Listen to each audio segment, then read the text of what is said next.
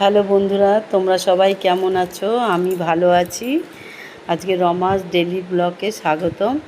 আজকে কি রান্না করেছি দেখো। উচ্ছে আলু ভাজা, এই যে হচ্ছে এখনও।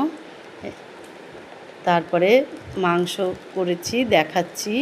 উচ্ছে আলু ভাজাটা একটু এই যে নেড়ে, এই দেখো নাড়ছি, একটু নুন হলুদ দিলাম, দিয়ে ভেজে ভাজা হয়ে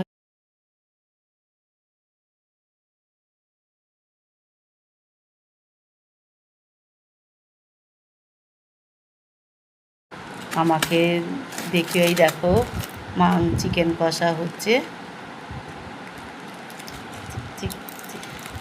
এই দেখো চিকেন কষা, এই যে আলু ভেজে রেখেছি, এই যে তারপরে তেলে সব দিয়ে করলাম। এই দেখো ভাতও বসিয়েছি, তোমার দাদার জন্য একটু ডাল ভাতে দিয়েছি।